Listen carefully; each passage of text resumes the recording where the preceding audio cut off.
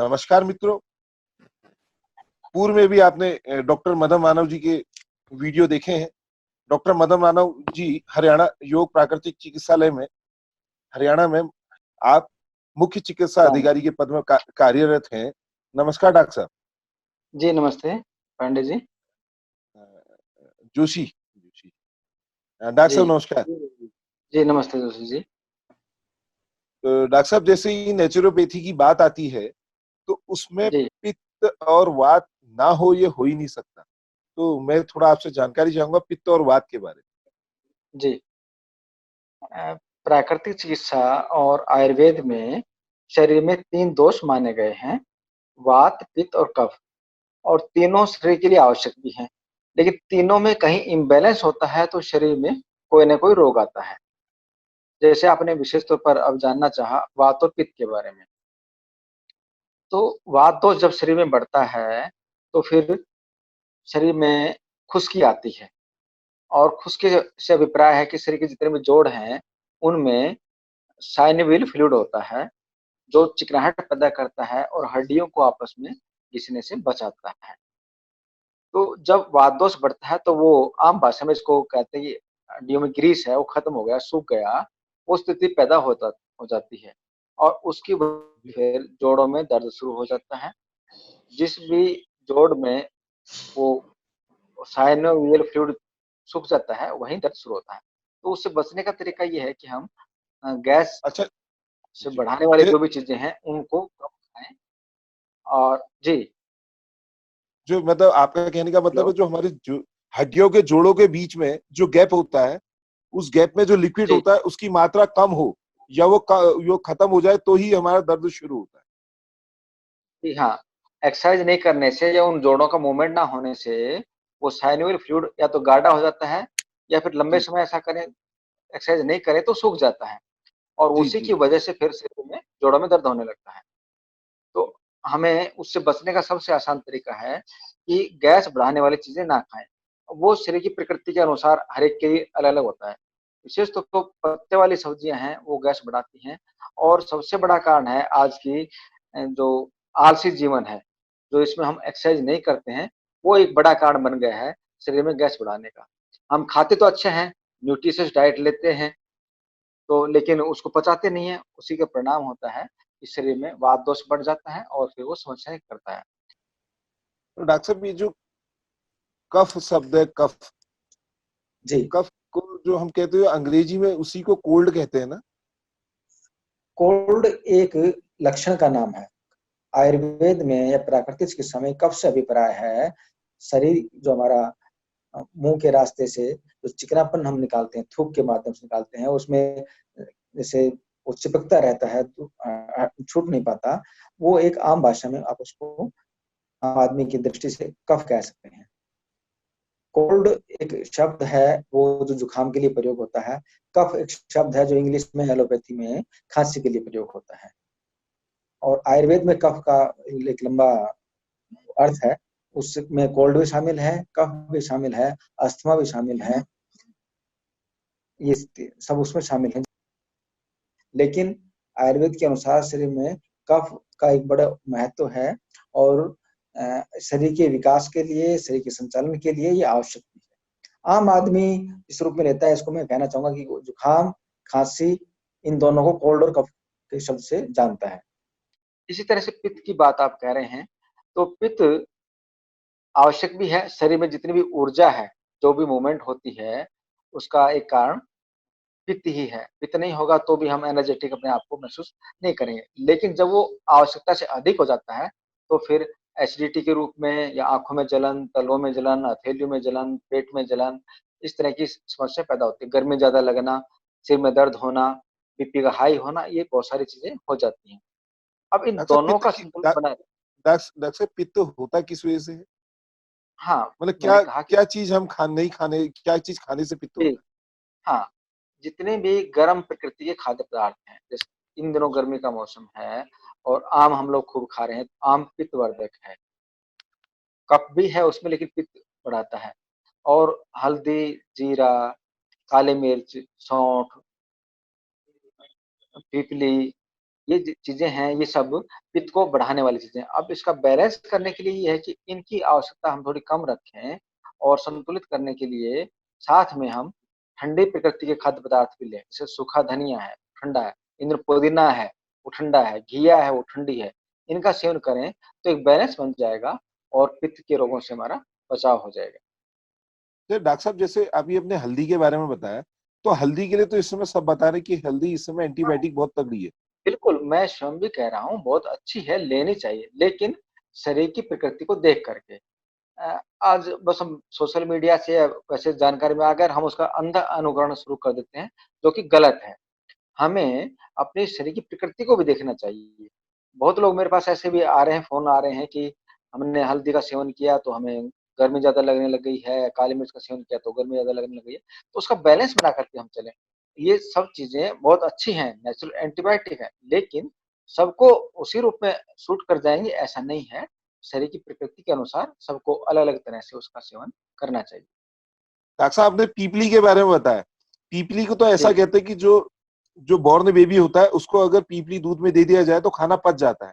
तो जी। पीपली हाँ, का ये एक सब चीज़ें शब्द पाचक हैं, मैं स्वयं कह रहा हूँ, ये सब चीज़ें पाचक हैं, लेकिन पित्तवर्धक भी हैं ये। तो अच्छा, इनको पित्तवर्धक। लेना चाहिए, लेकिन यदि आपको लेने से गर्मी ज़्यादा लगती है, कोई तकलीफ होती है, पित्त बढ़ता है, तो फिर इनका संतुलन करना चाहिए, या फिर इनकी मात्रा है वो कम करनी चाहिए डाइट में। जैसे आपने अभी वात के बारे में बताया, तो क्या वात अर्थराइटिस से लिंक्ड है? उससे कोई बिल्कुल, एडजॉइनिंग है? जी, जी, बिल्कुल, आयुर्वेद के अनुसार तो अर्थराइटिस है ही वात रोग। जी, जी। और ये सब तकलीफ़ें इसीलिए होती हैं कि हमारा जो जीवन शैली है, वो प्रकृति के अनुसार नहीं है। आज हम सब लोग अ, ज़्यादातर ये समझिए कि पुरस्वर हो गए हैं, खाने-पीने के साधन बहुत बढ़ गए हैं, घर में सुविधाएँ बहुत बढ़ गई हैं, तो शारीरिक श्रम है वो हमारा कम हो गया है, और उसी का परिणाम है कि शरीर में ये तकलीफ़ें बढ़ रही हैं। अच्छा डॉक्टर साहब, हमारे बीच में एक अर्थराइटिस के मरीज जुड़ चुके हैं। जी, तो मैं उनका जी, हेलो। हाँ, हेलो। नमस्कार। हाँ, नमस्कार। नमस्कार। आपका आपका शुभ नाम? मेरा नाम मुन्नी कोलिया है। डॉक्टर साहब हैं, आप बात कर सकते हैं। सर नमस्कार। जी, नमस्ते माताजी। सर जी, मुझे बताइए। रुमेटॉइड है। हेलो। घुटनों में दर्द है? घुटनों में? जी, घुटनों में भी है, कलाई में और कंधे में। हाँ, आपका पेट कैसा रहता है? साफ रहता है पेट कि तो नहीं? साफ रहता है। जी, साफ रहता है। हाँ, और शुगर और बीपी? बीपी सुबह नहीं सर, थायराइड थायराइड प्रॉब्लम है। अच्छा, आपके पिताजी, माताजी, दादा-दादी, नाना-नानी उनको कोई तकलीफ थी आपकी तरह? नहीं, मेरे खानदान में किसी को भी नहीं है।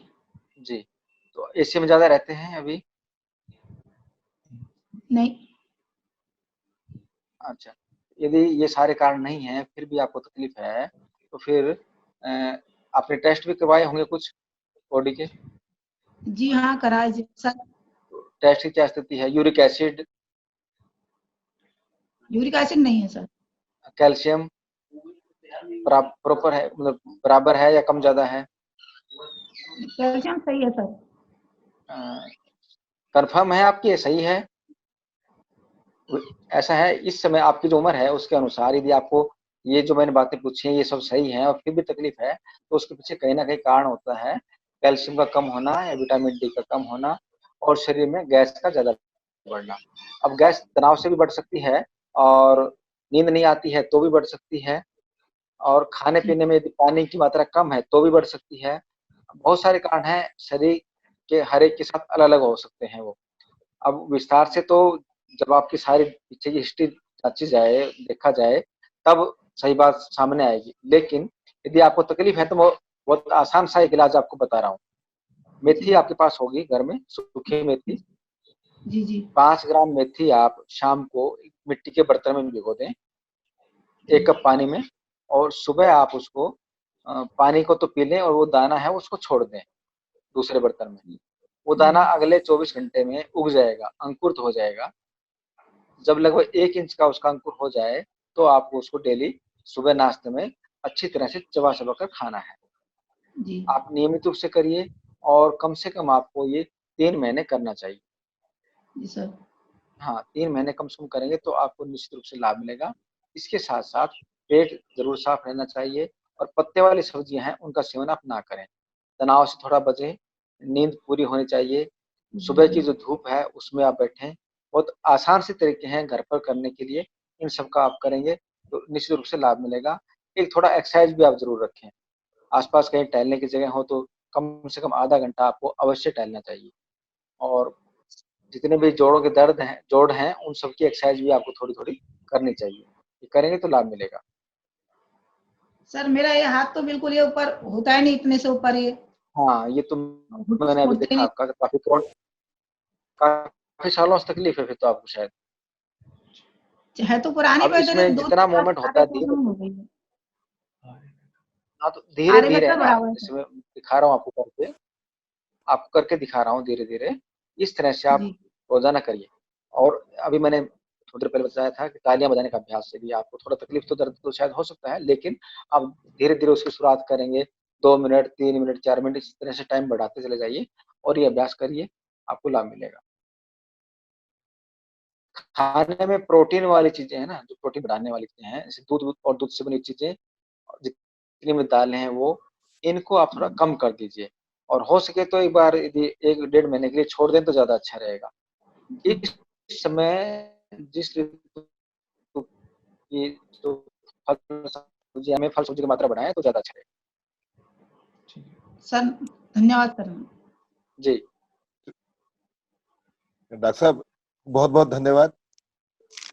जी पांडे तो जी धन्यवाद आपका भी। डॉक्टर मदन मानव जी की अगर बात करें, ये देश ही नहीं, अभी तो इनका नाम विश्व में विख्यात है नेचुरोपैथी के नाम पे। और इन्होंने वात के बारे में जो बताया, वात की समस्या जो है, आपके शरीर में गैस और आलसपन से होती है।